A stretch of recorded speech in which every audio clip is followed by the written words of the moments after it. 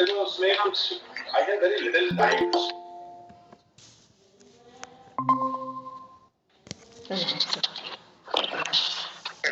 प्रणाम प्रणाम सबको प्रणाम।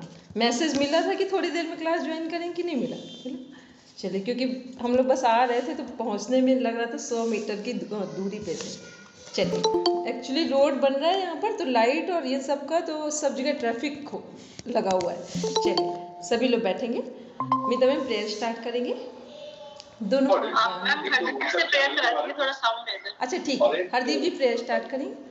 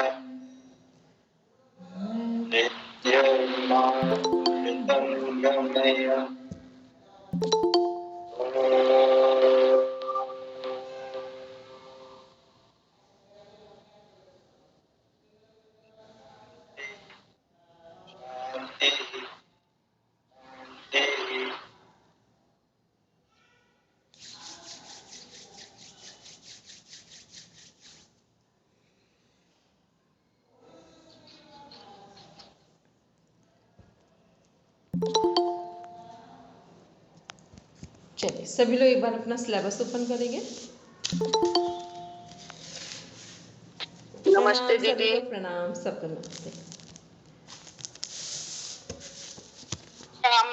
प्रणाम प्रणाम सबको प्रणाम।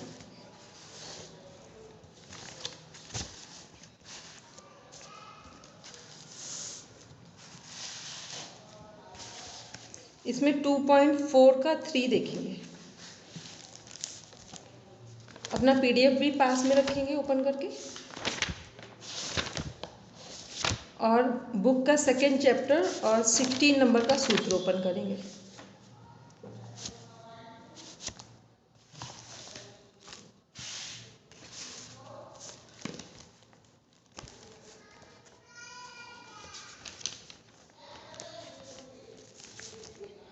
चलिए, यहाँ स्टार्ट करेंगे, पढ़ेंगे।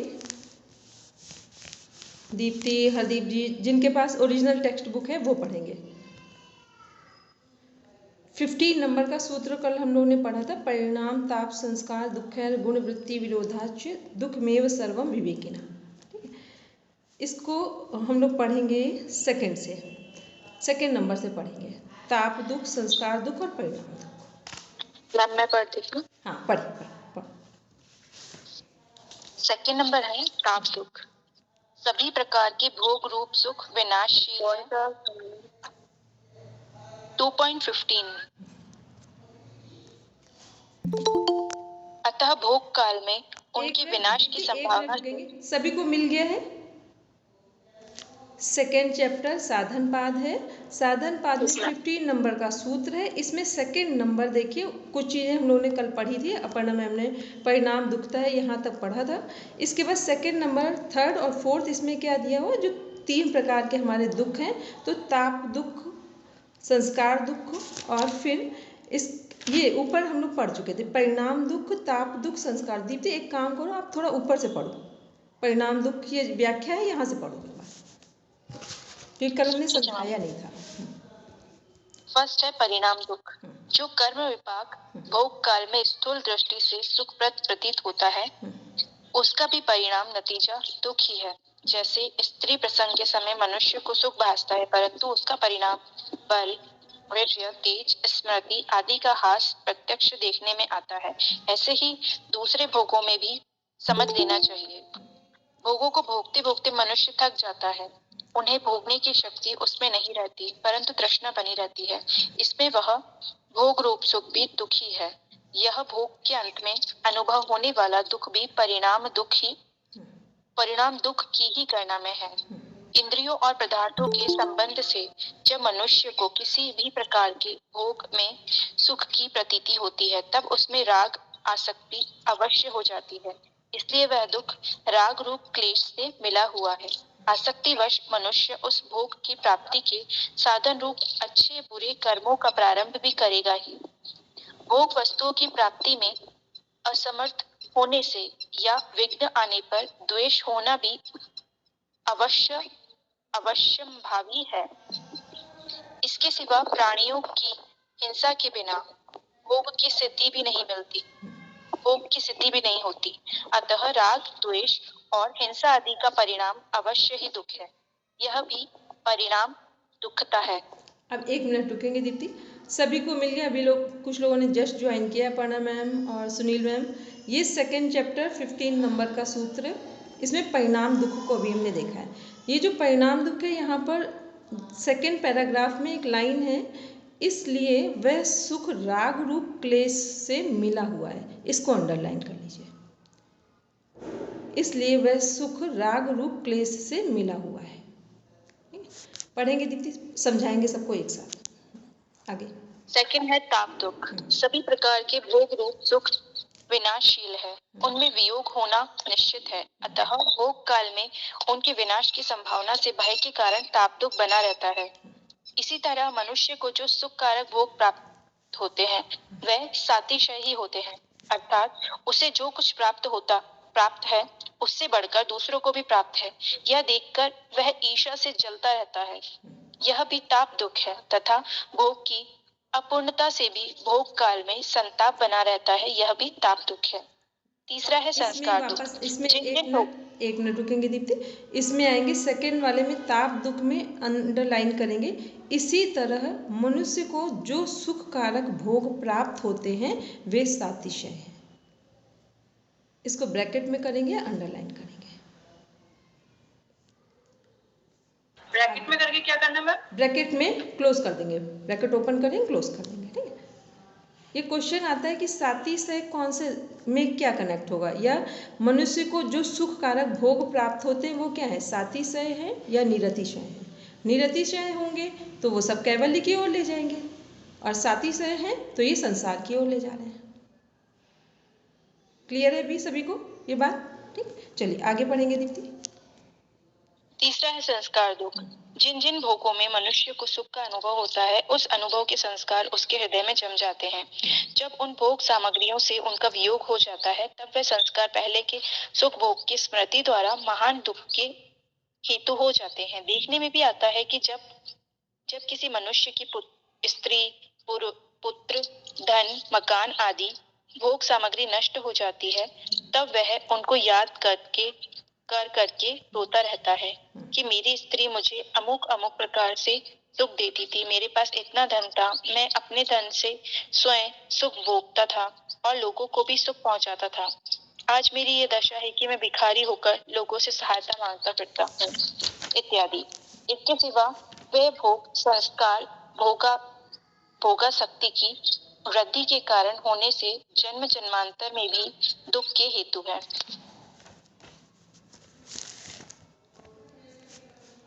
आगे पढ़ेंगे 4th नंबर। गुण वृत्ति विरोध। गुणों के कार्य का नाम गुण वृत्ति है।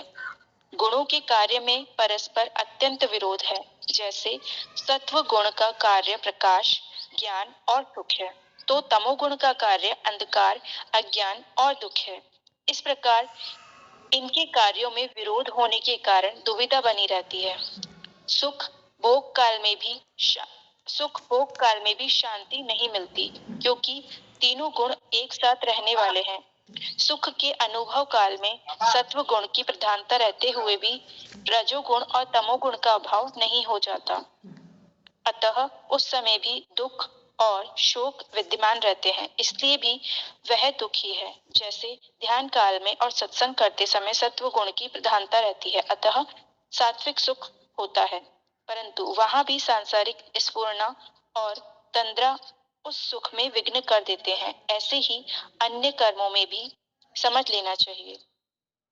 उपयुक्त परिणाम दुख, ताप दुख, संस्कार दुख तथा गुण वृत्तियों के विरोध से होने वाले दुख को विचार द्वारा विवेकी पुरुष समझता है। इस कारण उसकी दृष्टि में सभी कर्म विपाक दुख प्रकार ही है। अर्थात साधारण मनुष्य समुदाय जिन भोगों को सुखपूर्वक समझता है, विवेकी के लिए वह भी दुख ही है। इस कारण उसकी दृष्टि में सभी कर्म विपाक दुख रूप ही। मैम माइक म्यूट है आपका। इसमें अभी दीप्ति ने ये लाइन पढ़ी थी, एक वर्ड गलत पढ़ा था। इस कारण उसकी दृष्टि में सभी कर्म विपाक दुख रूप ही है। ठीक है, अब देखेंगे ये हमारे 3 प्रकार के दुख हैं, परिणाम दुख, ताप दुख, संस्कार दुख। फिर एक है गुण वृत्ति विरोध। तो परिणाम दुख क्या है, इसको तो राग और द्वेष से समझ लेंगे, सबसे सरल है समझना इसको। परिणाम दुख क्या है, जब भी हम किसी से ओवर अटैच्ड होते हैं उसका परिणाम सभी का अपने जीवन में अनुभव होगा, दुख ही मिलता है उससे। ठीक, ये कुछ इसमें व्याख्या करने की जरूरत, सबको पता है।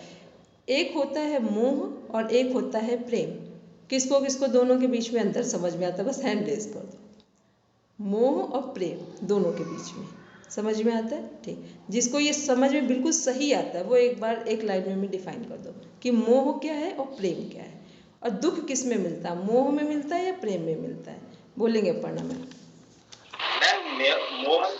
मोह में द्वेष और राग रहेगा और प्रेम में इनका कोई अर्थ नहीं है, प्रेम में सत्य रहेगा। ठीक है, वेरी गुड। तो मोह में क्या है, तो जो मोह है ये क्या है, राग है हमारा। ठीक, तो इसका चाहे जितना मोह हमको अच्छा हो, अपने बच्चों से हो, लेकिन बच्चों से भी हमें लास्ट में क्या मिलेगा, अगर मोह बस हम लोग उनकी परवरिश कर रहे हैं, उनकी गलतियों को नज़रअंदाज कर रहे हैं, तो क्या मिलेगा लास्ट में, दुख ही मिलेगा। ठीक है, तो ये हो गया परिणाम दुख, जो इसका परिणाम दुख मिलेगा। अच्छा दिख रहा है लेकिन परिणाम में दुख मिलेगा। फिर आते हैं ताप दुख। ताप दुख को तो बस एक वर्ड में लिख लीजिए, ईर्ष्या।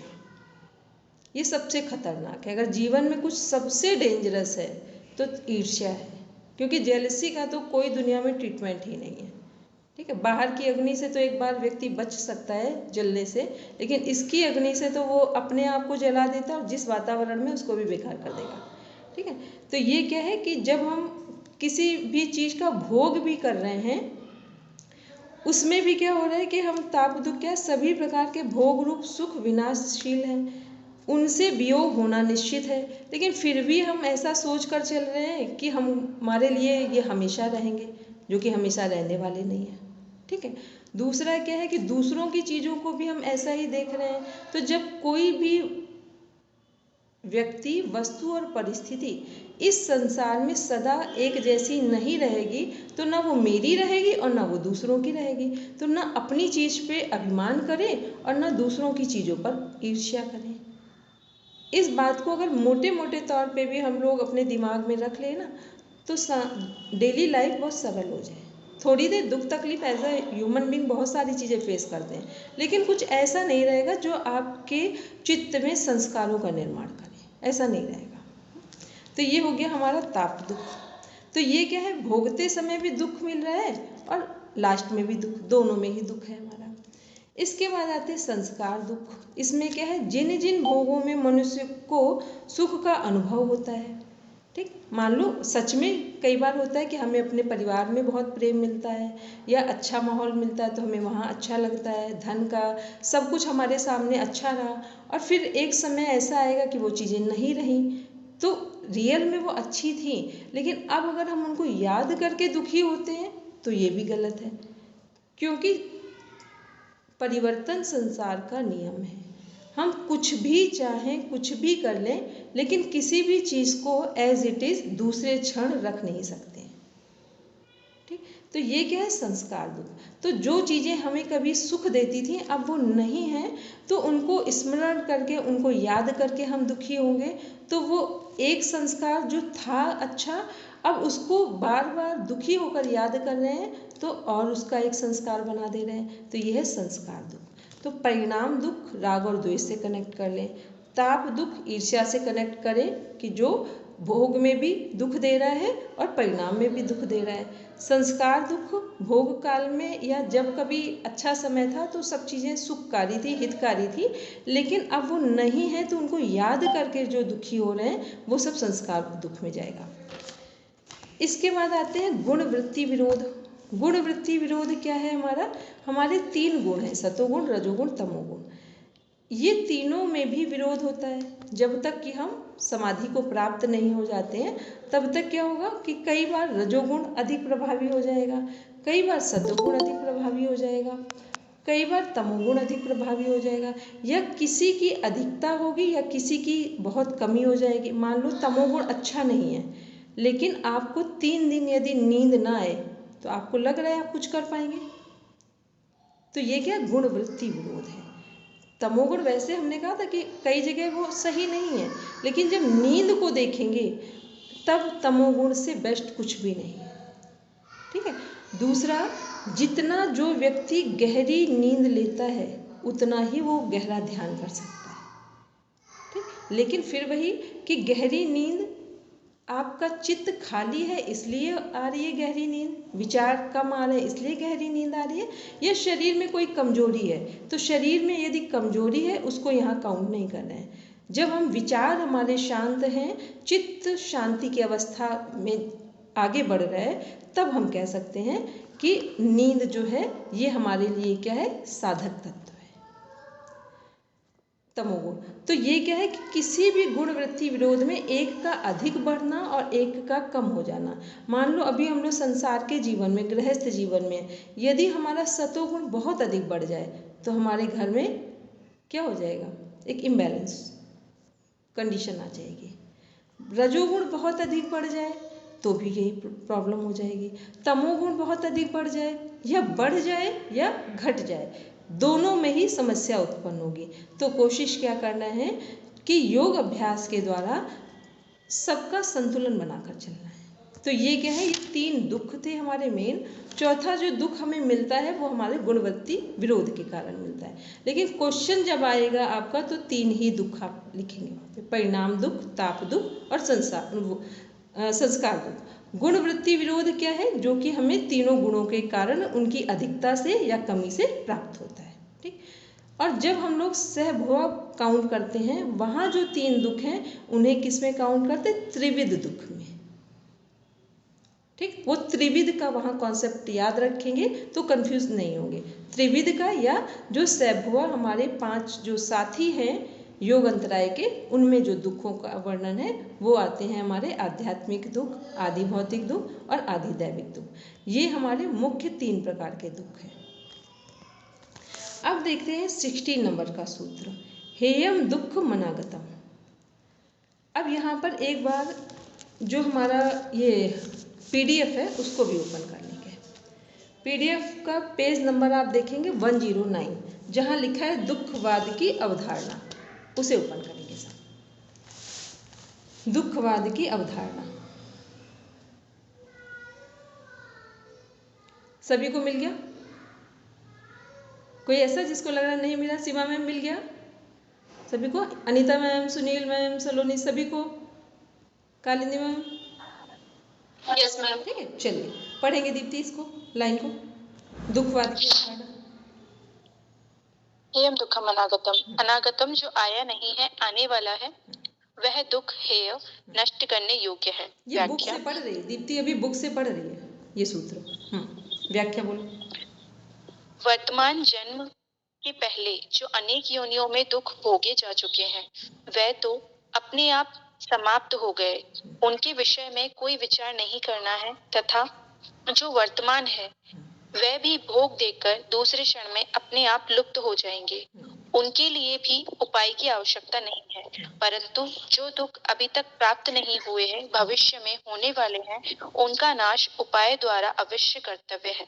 इसीलिए इन्हीं को हेय बतलाया गया है। उन्हीं को हेय बतलाया गया है। ठीक है, इसलिए उन्हीं को हेय बतलाया गया है। अब दुखवाद की अवधारणा पढ़ो PDF से।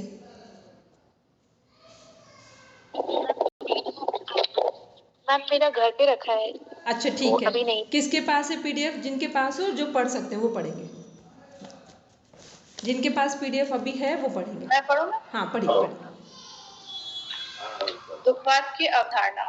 योग शास्त्र में दुख की अवधारणा हे हेतु, हान और धनोपाय 4 स्तंभों पर अवलंबित है। हानोपाय है, उसको ठीक कर लीजिए सभी लोग। हानोपाय, ठीक, सभी इसको यहाँ पर ठीक कर लेंगे। हा बनाए, हानोपाय पढ़ेंगे। 4 स्तंभों पर अवलंबित है। हे का अर्थ दुख, हे हेतु का अर्थ दुख का कारण, और हान का अर्थ कैवल्य, और हानोपाय का तात्पर्य विवेक ख्याति है। यहाँ पर दोनों प्रकृति और पुरुष के स्वरूप की प्राप्ति का जो हेतु है वह संयोग, और इस संयोग का हेतु अविद्या है। उस अविद्या के अभाव से उपरोक्त संयोगाभाव ही कैवल्य और विवेक ख्याति रूपी अकृष्ट वृत्ति ही हान का उपाय है। अब अपना रुकेंगे मित्र में। अब अपना जो पेज रजिस्टर का पेज है जहाँ नोट कर रहे हैं आप लोग, वहां पर लिखिए, एक हेडिंग डालिए, दुख की अवधारणा।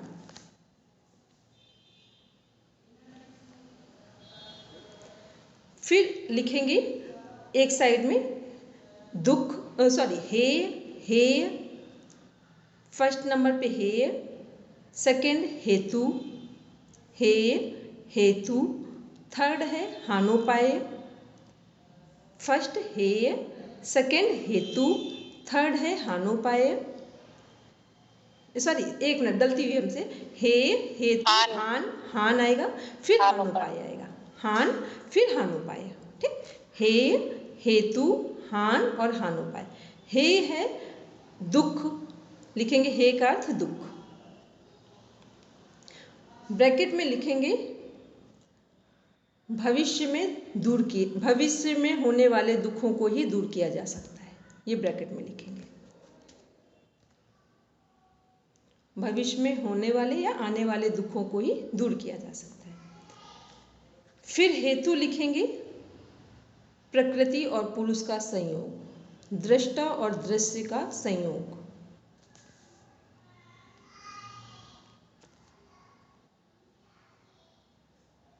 प्रकृति और पुरुष का संयोग, दृष्टा और दृश्य का संयोग। ऊपर जो फर्स्ट है उसमें सूत्र नंबर लिखेंगे PYS, second chapter 16 number PYS Patanjali योग दर्शन, और फिर सेकेंड चैप्टर ऑब्लिक करके 16 डाल दीजिए हे में, और हेतु में डालेंगे 17 नंबर हे हेतु। ठीक है, फिर है हमारा हान, हान को लिखेंगे कैवल्य, हान को लिखेंगे कैवल्य।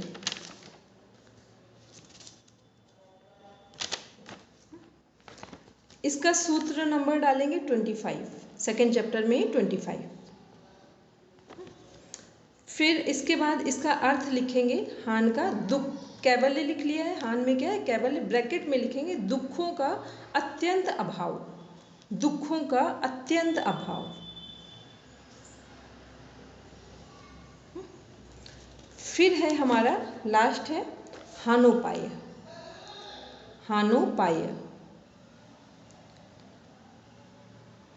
इसको लिखेंगे, हानोपाय का अर्थ में क्या आएगा विवेक ख्याति, हानोपाय है क्या विवेक ख्याति।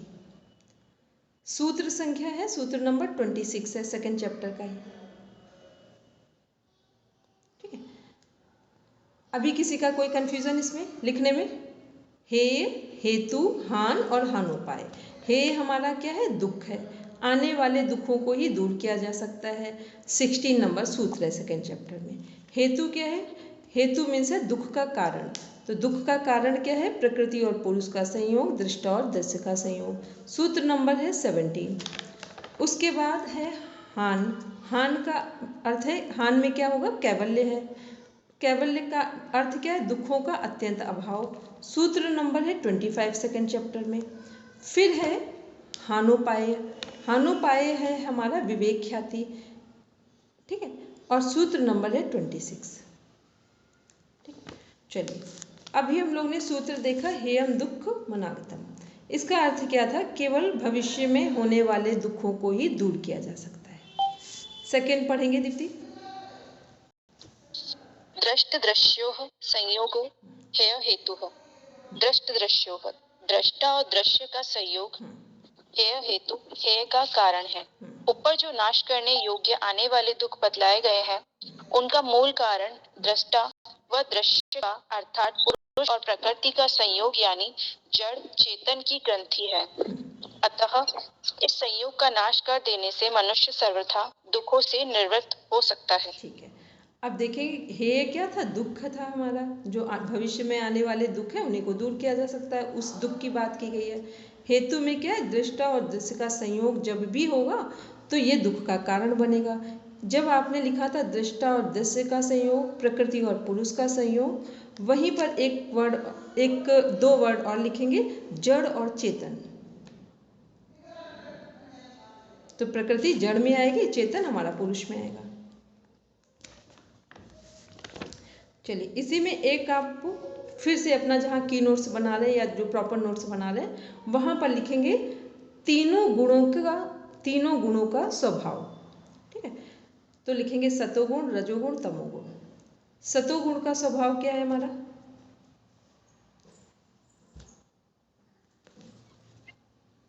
प्रकाश।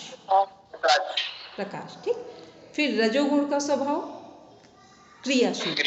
क्रियाशीलता। ठीक है, और तमोगुण का स्वभाव स्थिरता। ठीक है, स्थिरता, जड़, ये सब तमोगुण में जाएंगे हमारे। ये तीनों क्या है, हमारे स्वभाव हैं, गुणों के स्वभाव हैं।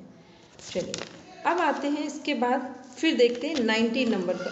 ये एक मिनट दीप्ति पढ़ते जाओ, इसको कनेक्ट कर देंगे पूरा। अब 19 नंबर का पढ़ना है। पहले 18 पढ़ो, 18 19 ये सब पढ़ दो।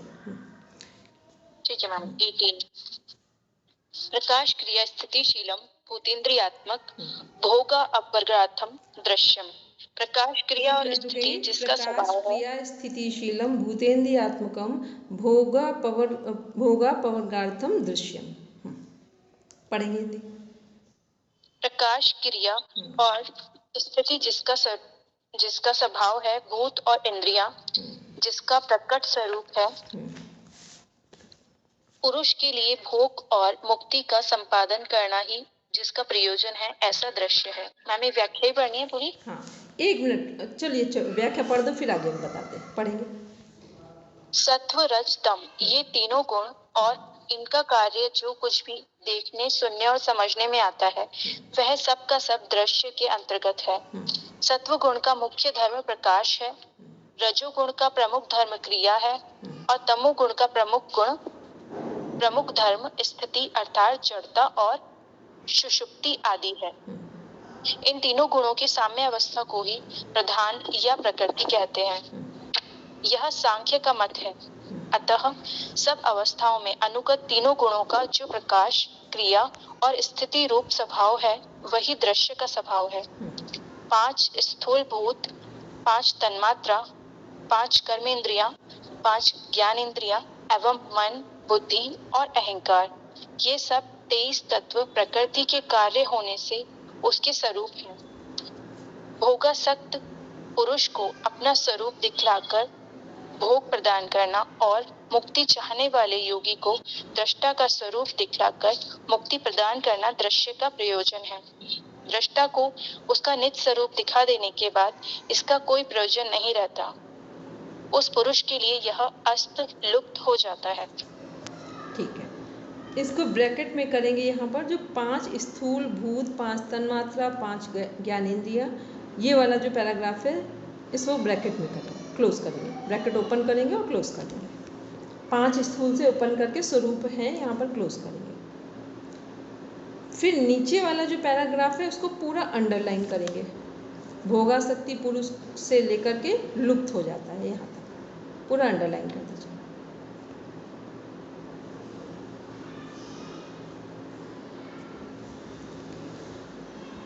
प्रकृति के कितने तत्व हैं? प्रकृति को हटाकर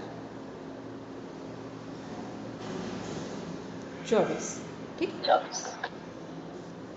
प्रकृति को जोड़कर 24 और प्रकृति को हटाकर 23।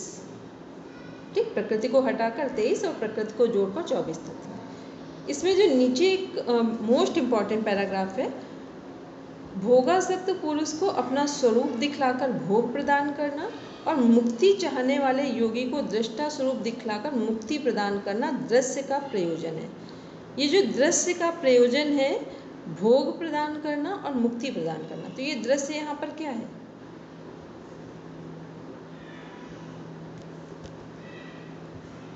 बोलेंगे बेटा? प्रकृति है। ये दृश्य यहाँ पर प्रकृति है। ठीक है, तो प्रकृति के 2 कार्य हैं कि कौन कौन से प्रकृति के 2 कार्य हैं? भोग अपवर्ग। नहीं, अभी कोई नहीं बोलेंगे भाई, नेट जेआरएफ वाले कोई नहीं बोलेंगे, कोई भी नहीं बोलेंगे। इसके अनुसार तो एक तो भोग प्रदान करना और मुक्ति प्रदान करना। ठीक है, इसका अर्थ क्या हुआ, जिसको हम लोग दूसरे शब्दों में लगातार सभी जगह पढ़ रहे हैं, विद्या अविद्या, संभूति असंभूति, ज्ञान और योग। ठीक, कहीं पर भी पढ़ेंगे दो ही कॉन्सेप्ट चल रहे हैं, एक संसार का ज्ञान प्राप्त करना, अज्ञानता को मिटाना, और दूसरा अध्यात्म को प्राप्त करना। ठीक, अब वो शब्दावली कुछ भी होगी वो, लेकिन कॉन्सेप्ट सब जगह एक ही है वहाँ पर। तो जब लिखा है कि जो दृश्य है, जो प्रकृति है, ये क्या कर रही है, पुरुष को भोग भी प्रदान करने में सहायता देती है और अपवर्ग भी। तो भोग क्या है, संसार है, अपवर्ग क्या है, कैवल्य है। जहाँ कैवल्य के पर्यायवाची लिख रखे वहाँ पर लिखिए जाकर अपवर्ग। जहाँ असंप्रज्ञात, निर्वीज समाधि ये सब लिखा है पर वैराग्य, वहीं लिखे जाकर कैवल्य, सॉरी अपवर्ग। ठीक है, तो ये आप समझ लें इस बात को सरल तरीके से कि प्रकृति कैसे भोग और अपवर्ग को कनेक्ट कर रही है। तो इसको हम लोग जब और फिलॉसफी वाले जो और ग्रंथ पढ़ रहे थे, दर्शन पढ़ रहे थे, वहाँ पे हम लोग ने क्या पढ़ा था कि पहले हमें संसार का सदुपयोग करना आना चाहिए। ठीक, जिस व्यक्ति को संसार का सदुपयोग करना नहीं आता है, या आपको ऐसा लगे कि कोई व्यक्ति संसार से भागकर अध्यात्म की ओर जा रहा है, तो आप समझ लेना कि वो अब उसकी गति नहीं होगी, दुर्गति होगी। क्योंकि आप भागकर कहीं से भी जाएंगे तो आपको कुछ प्राप्त नहीं होगा। तो संसार से क्या है कि जब आप संसार का सदुपयोग करना सीख जाएं। आपने कभी देखा कि एक पेड़ पर जब कोई फल लगता है, जब वो कच्चा होता है, कच्चे आम को देखेंगे तब उसे तोड़ना पड़ता है, और वही फल पक जाता है तो अपने आप से गिर जाता है। तो कच्चे फल को तोड़ना पड़ता है और पका फल अपने आप से गिर जाता है। इसका अर्थ समझ आया, पका फल कैवल्य है, वहाँ प्रयास नहीं, वो घटना घटती है। और कच्चा फल क्या है, जहाँ पर हमें कुछ सुविधाएं चाहिए, ध्यान देना पड़ता है, तो वो है सब संसार। तो यहाँ संसार में क्या है कि जितनी भी चीज़ें हैं, यदि हमें अपने जीवन में सबसे पहले किसका सदुपयोग करेंगे, अपने शरीर। संसार में सबसे पहले किसका सदुपयोग करना है, अपने शरीर का, अपने मन का, अपनी आत्मा का। जो व्यक्ति अपने आप को रिस्पेक्ट नहीं दे रहा है, वो संसार में किसी को रिस्पेक्ट नहीं देगा। ठीक, ये जो हम लोग भूल करते हैं ना कि हम पूरे परिवार का ध्यान रखते हैं, दूसरे लोगों का ध्यान रखते हैं, बिल्कुल आप गलती में जा रहे हैं। और बहुत सारे लोग तो ऐसा बोलते हैं कि सबका ध्यान रखते रखते हमने अपना ध्यान ही नहीं दिया। तो इसका अर्थ दूसरे शब्दों में समझ लीजिए कि आपने किसी का ध्यान नहीं दिया, क्योंकि जो व्यक्ति दूसरों का ध्यान वही देगा जिसने अपना ध्यान दिया होगा। जिसको अपनी भूख और प्यास का पता नहीं, वो दूसरों का कैसे समझ लेगा।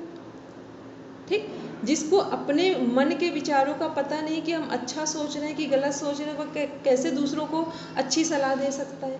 ठीक है, तो क्या है, सबसे पहला सदुपयोग कहाँ करना है, अपने शरीर का करना है, अपने आप का करना है। सबसे पहले अपने आप को प्रेम करना है। जो व्यक्ति अपने आप को सबसे अधिक प्रेम करता है, वो व्यक्ति जिसको भी के साथ रहेगा, जहाँ भी रहेगा, वो सबको प्रेम कर सकता है। लेकिन अपने आप को नहीं करते हैं, ना प्रेम करते हैं, ना सम्मान करते हैं, ना अपना ध्यान देते हैं, तो दूसरों का भी कुछ नहीं करेंगे हम लोग। तो ये क्या है, ये है हमारा भोग। जो दृश्य क्या है, पहले पुरुष को भोग देता है। तो दृश्य का अर्थ हुआ कि जो संसार है, जो प्रकृति है, ये पहले हमें संसार का सदुपयोग करना सिखाती है। ठीक, फिर जब हमें संसार का सदुपयोग करना आ जाता है, तो यही प्रकृति हमें किधर मोड़ देती है, आध्यात्म की तरफ मोड़ देती है। क्योंकि जब हमने अपने घर में, मान लो अभी हमारा दिमाग है, इसमें हमने कुछ भी भर रखा है, तो आपको लग रहा है कि आप ध्यान में हम बैठा लें और आप ध्यान करने लगेंगे, नहीं करेंगे आप ध्यान। ठीक, तो यही है संसार और अध्यात्म के बीच में अंतर। तो पहले हमें क्या करना है कि सामान्य जीवन जो है वो व्यवस्थित करना है, उसको सम्मान देना है, उसका सदुपयोग करना है। और फिर उसके बाद जब हम ये करना शुरू कर देते हैं, तो आपको पता ही नहीं है, क्या आप रेगुलर मोड में अच्छे ढंग से पढ़ाई करते हैं, तो ऐसा लगता है कि कोई आप एग्ज़ाम देने जाएंगे, वहाँ फेल हो जाएंगे। नहीं हो सकते हैं। और आपको ऐसा लग रहा है कि आपने बहुत अच्छे ढंग से एक सिस्टमेटिक पढ़ाई की है, अब आपको ईश्वर से प्रार्थना करनी पड़ेगी कि भगवान जी हमको पास करा देना। किसको किसको ऐसा लगता है? यदि आपने ऑनेस्टी के साथ काम किया है तो लगता है इस बात के लिए ईश्वर से कहना पड़ेगा हमें। ना कहना पड़ेगा और ना ईश्वर सुनेंगे, दोनों समझ लीजिए। कहने की भी आवश्यकता नहीं है और भगवान सुनने वाले भी नहीं है। तो ये क्या है? प्रकृति का सदुपयोग है, संसार का सदुपयोग है कि जो चीज़ें हमें सहजता से करनी है उनके लिए हमें ही प्रयास करना है। ठीक है, नहीं कर पा रहे तो कम से कम उसको स्वीकार कर ले कि हम नहीं कर पा रहे, लेकिन उस पर ब्लेम गेम ना करें कि किसी के कारण नहीं कर पा रहे। जो कुछ भी आप ना कर पाए कभी ब्लेम गेम नहीं करेंगे कि इस व्यक्ति की वजह से नहीं कर पाए, इस परिस्थिति की वजह से नहीं कर पाए, इसके कारण उसके कारण। ये सब क्या है? मन एक डिफेंस मैकेनिज्म होता है अपने ब्रेन का। ज़बरदस्ती हम अपना बचाव करते हैं कि हम अपने आप को समझाने के लिए कि ताकि हम अपने आप को सेफ फील कर पाएँ। ठीक है, ऐसा कुछ भी नहीं है। जो काम ना कर पाए उसको ऑनेस्टी के साथ एक्सेप्ट करें कि कोई कारण नहीं है, केवल हम ही कारण हैं। ठीक, कोई दूसरा व्यक्ति कारण नहीं है, केवल हम ही कारण हैं जिसकी वजह से ये मेरा काम नहीं हुआ है। तो ये क्या है? संसार का सदुपयोग है। कम से कम नहीं कर पाए, स्वीकार तो कर लिया कि हमारा जो कुछ नहीं हुआ हमारी वजह से। और जैसे ही आप दूसरों को कह देते हैं कि इसकी वजह से नहीं हुआ, तो आप अध्यात्म तो दूर रहा, संसार में भी कभी सुखी जीवन नहीं जी पाएंगे। ठीक है, तो सबसे पहले क्या करना है? प्रकृति हमें संसार को सदुपयोग करना सिखा रही है, कैसे संसार में जीना है, कैसे अपना सम्मान करना है, प्रेम करना है। फिर यही प्रकृति जब हम इस स्टेप को ऑनेस्टी के साथ फॉलो कर लेते हैं तो नेक्स्ट स्टेप अपने आप आता है। कोई भी जब एक पेड़ पे फल लग जाता है तो वो कच्चा होने के बाद क्या लगता है कि वो पकेगा नहीं? आप बिल्कुल कुछ प्रयास ना करिए, वो पेड़ से जो फल लगा है वो पकेगा और अपने आप से गिर भी जाएगा। गिरा हुआ फल कैबल्य का सबसे अच्छा उदाहरण है। ठीक है, तो ये क्या है कि ऐसे ही प्रकृति जब हम सही जीवन जीते हैं, संसार का सदुपयोग करते हैं, तो ये प्रकृति एक समय के बाद हमें पूरी तरीके से आध्यात्म की ओर मोड़ देती है। हम चाहें और ना चाहें इसका कोई मतलब नहीं है। ठीक है, तो यही अर्थ हुआ भोग और अपवर्ग प्रदान करने का। तो प्रकृति भोग भी देती है पुरुष को, मतलब हमारी आत्मा को, आत्म तत्व को, और यही मुक्ति भी देती है। मुक्ति या अपवर्ग दोनों में से कुछ भी कह सकते हैं। ठीक, अभी किसी को ये बात समझ ना आई हो तो हैंड रेज कर देना, अदरवाइज हमको लग रहा है कि सभी को समझ में आ गई। बोलेंगे सीमा में? मैम अभी आपने ये बताया मुक्ति, ये वाला कॉन्सेप्ट नहीं समझ में आया। पहला तो आ गया संसार का सदुपयोग करना। जो अपवर्ग है, अपवर्ग, ठीक है, भोग का अर्थ है संसार का सदुपयोग करना और अपवर्ग का अर्थ है मुक्ति। ठीक है, तो जब हम संसार का सदुपयोग करना सीख जाते हैं तो फिर हम दूसरे स्टेप पर अपनी मुक्ति का रास्ता खुद ही तय कर लेते हैं। ठीक है, खुद ही ऑटोमेटिक हम आध्यात्मिक जीवन जीना शुरू कर देते हैं। ये मतलब ये कहने का मतलब हुआ आपका कि अगर हमने संसार का सदुपयोग करना सही से प्रॉपर जीवन में अप्लाई कर लिया तो हम अध्यात्म की तरफ मुड़ जाएंगे। बिल्कुल सही है। जब आप घर के लोगों के साथ झूठ नहीं बोल रहे हैं, सच बोल रहे हैं, जी, तो फिर इसका मतलब अध्यात्म का एक स्टेप फॉलो कर रहे हैं। जी, थैंक यू दीदी। घर के लोगों के साथ हिंसा नहीं कर रहे हैं तो ईश्वर की तरफ ही तो जा रहे हैं। यम में क्या यही सारी चीज तो हमने देखी थी वहाँ पर। ठीक है, यम नियम यही सब देख रहे थे वहाँ पर। चलिए अब आते हैं नेक्स्ट सूत्र है, क्योंकि ये सब आपके क्वेश्चन हैं मोस्ट इम्पॉर्टेंट। विशेषा विशेष लिंग मात्र लिंगानी गुण परवाणी। पढ़ेंगे दीप्ति? विशेष विशेष लिंग मात्र लिंगानी गुण परवाणी। विशेष अविशेष लिंग मात्र और अलिंग ये चार उपयुक्त सत्यवादी गुणों के भेद हैं, अवस्थाएं हैं। पहला है विशेष। पृथ्वी, जल, अग्नि, वायु और आकाश, ये 5 स्थूलभूत तथा 5 ज्ञानेंद्रियां, 5 कर्मेंद्रियां और 1 मन, इस प्रकार सब मिलकर 16 का नाम विशेष है। गुणों के विशेष धर्मों की अभिव्यक्ति इन्हीं से होती है, इसलिए इनको विशेष कहते हैं। सांख्य कारिका में इनका नाम विकार रखा है। दूसरा है अविशेष। शब्द, स्पर्श, रूप, रस, गंध, ये ये 5 तन्मात्राएं हैं, इन्हीं को सूक्ष्म महाभूत भी कहते हैं, क्योंकि ये स्थूल 5 महाभूतों के कारण है। तथा छठा अहंकार, जो कि मन और इंद्रियों का कारण है। इन 6 का नाम अविशेष है। इनका स्वरूप इंद्रिय गोचर नहीं है, इसलिए इनको अविशेष कहते हैं। तीसरा है लिंग मात्र, उपयुक्त 22 तत्वों का कारणभूत जो महतत्व है, जिसका कारण उपनिषदों में और गीता में बुद्धि के नाम से किया गया है, उसका नाम लिंग मात्र है। इसकी उपलब्धि केवल सत्ता मात्र से ही होती है, इस कारण इसको लिंग मात्र कहते हैं। चौथा है अलिंग, मूल प्रकृति, जो कि तीनों गुणों की साम्यावस्था मानी गई है, महतत्व जिसका पहला परिणाम है। उपनिषद और गीता में जिसका वर्णन अव्यक्त नाम से किया गया है, उसका नाम अलिंग है। साम्यावस्था को प्राप्त गुणों के स्वरूप की अभिव्यक्ति नहीं होती, इसलिए प्रकृति को चिन्ह रहित अव्यक्त कहते हैं। इस प्रकार 4 अवस्थाओं में विद्यमान रहने वाले ये सत्वादी गुण ही दृश्य नाम से कहे गए हैं। इसमें देखेंगे ये सभी लोग अभी तो यहाँ पर टिक करके रख लीजिए, जब क्लास ओवर हो जाए या कल इसे क्या करेंगे, एक बार कॉपी पे नोट कर लेंगे। इसमें क्वेश्चन पूछा जाता है विशेष के अंदर कौन कौन से कंटेंट हैं, अंग जुड़े हुए हैं, या फिर ये ऐसे क्वेश्चन आता है कि जो हमारा जैसे सपोज कर प्रणाम हेमंत भैया, या तो क्वेश्चन आएगा कि आपका जैसे मन है पूछ लिया गया, तो पूछा जाएगा ये विशेष है या अविशेष है या लिंग मात्र है या अलिंग है। ऐसे बुद्धि को लेकर क्वेश्चन पूछा जाएगा, ऐसे ही तन्मात्रा को लेकर। तो ये क्या है, ये आपसे क्वेश्चन, तो जब आपको ये पता होगा कि विशेष के अंदर कौन कौन सी चीज़ें आ रही है, हमारी 5 जो हमारे महाभूत हैं, फिर विशेष के अंदर क्या आ रहे हैं, ज्ञानेंद्रियाँ, कर्मेंद्रियाँ और मन, टोटल कितने हुए 16, ठीक। और ये पूछा जाता है जो 16 नंबर है हमारे, जो ये प्रकृति के तत्व हैं, ये किस में कनेक्ट होंगे, विशेष में, अविशेष में, लिंग मात्र में या अलिंग में। तो इस सभी तरह से क्वेश्चन पूछा जाता है, इसलिए इसको नंबर वाइज नोट डाउन कर लेंगे।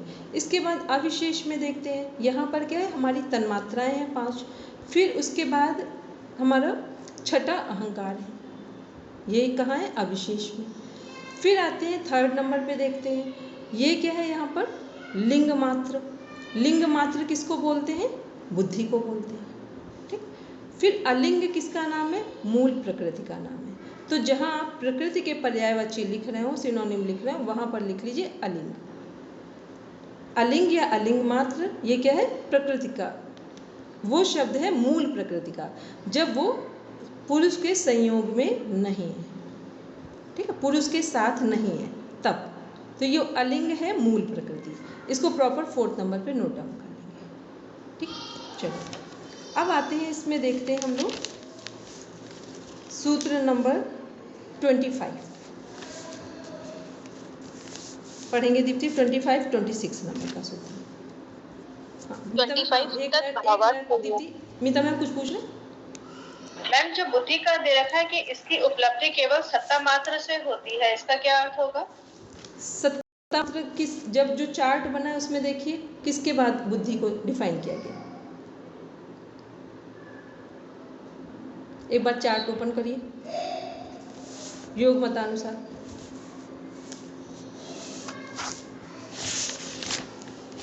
प्रकृति के बाद, हाँ, प्रकृति के बाद, अहंकार, प्रकृति के बाद बुद्धि है, ठीक है। हाँ, प्रकृति के बाद बुद्धि। तो सत्ता मात्र इसी से, जिसके बाद प्रकृति के साथ कनेक्ट है, इसलिए लिखा गया है यहाँ पर, ठीक है। बस सिंपल सा केवल देखेंगे कि प्रकृति के बाद जुड़ी हुई है, ठीक। और बुद्धि किस में आ रही, प्रकृति में ही आ रही, जड़ में ही आ रही है। चलिए पढ़ेंगे आगे दीप्ति। 25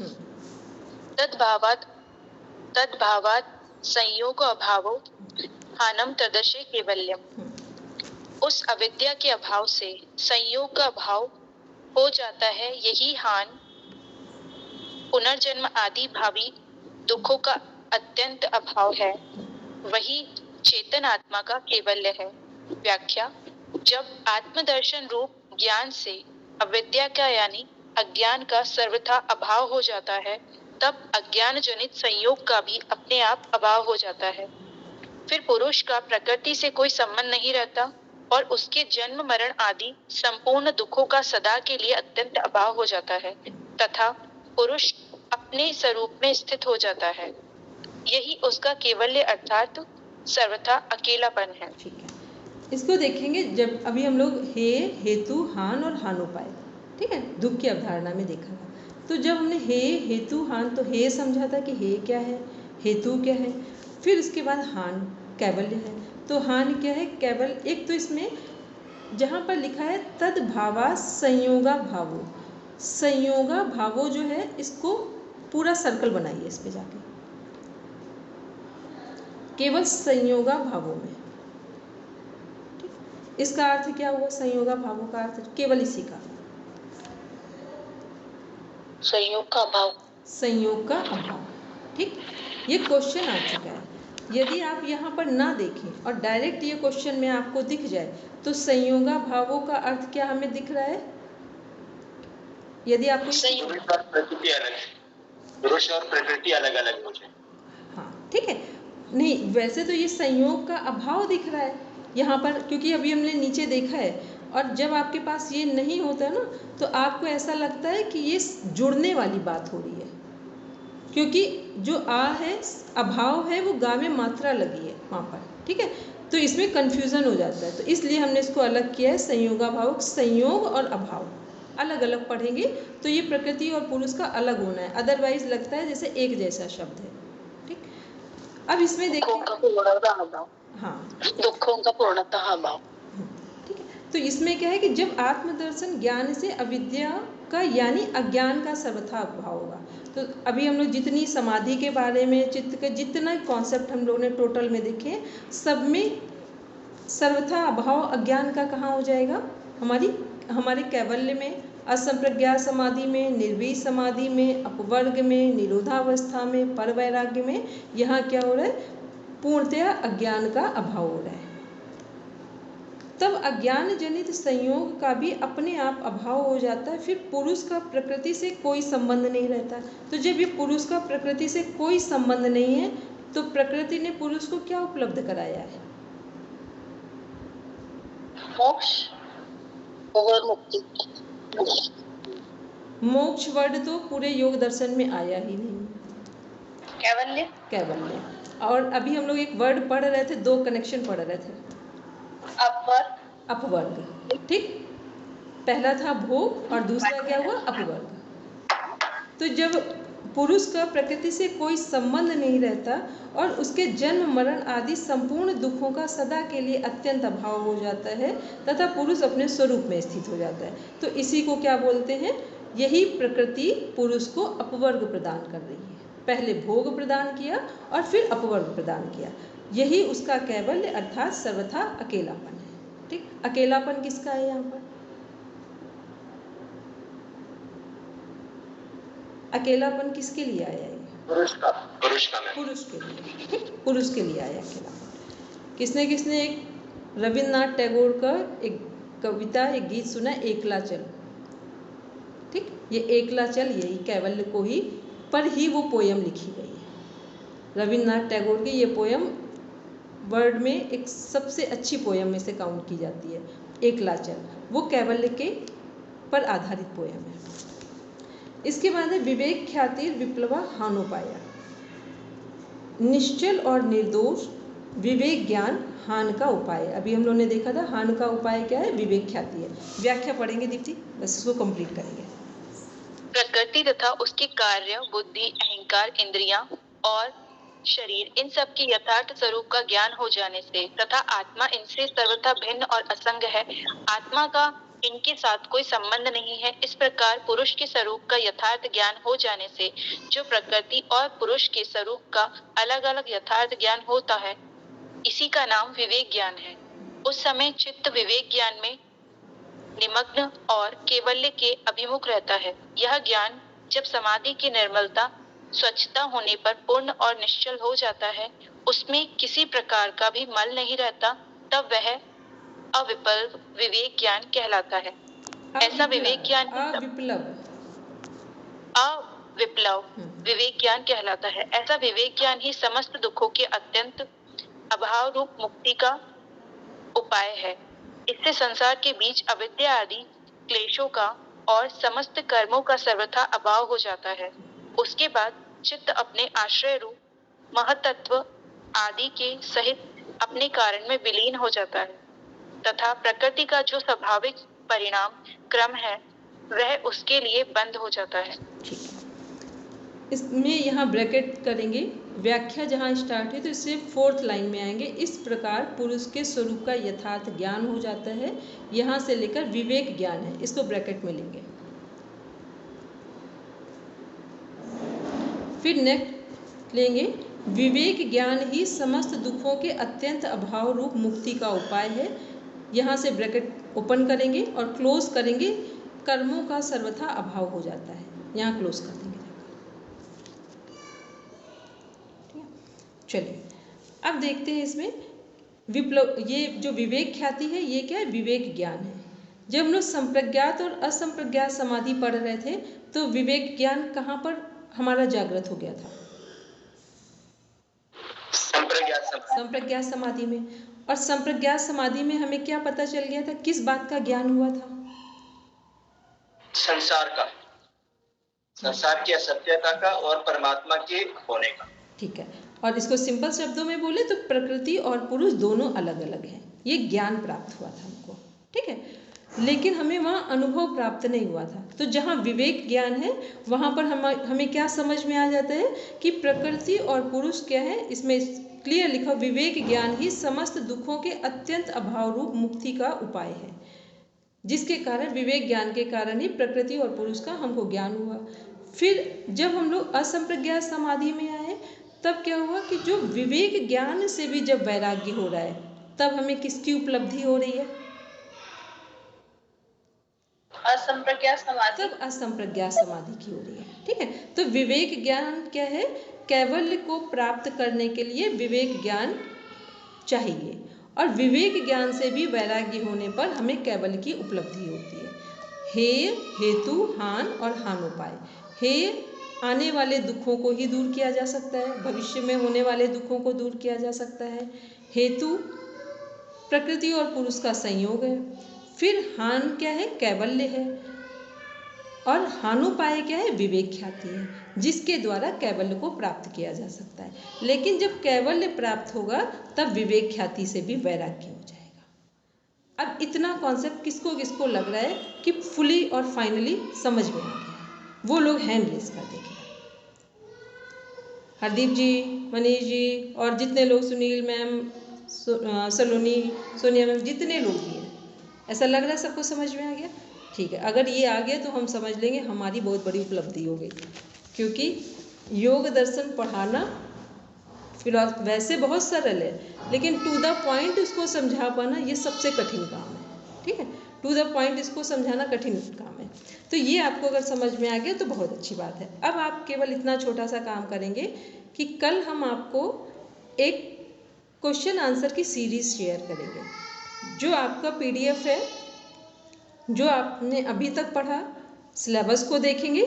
सभी लोग नहीं करेंगे, केवल जो लोग YCB में जिनका 18 को पेपर है वो लोग कोई भी नहीं करेंगे, उसके अलावा सभी लोग करेंगे। तो वो 200 क्वेश्चन आंसर की सीरीज है। तो उसको क्या करना है कि आप केवल सॉल्व करेंगे।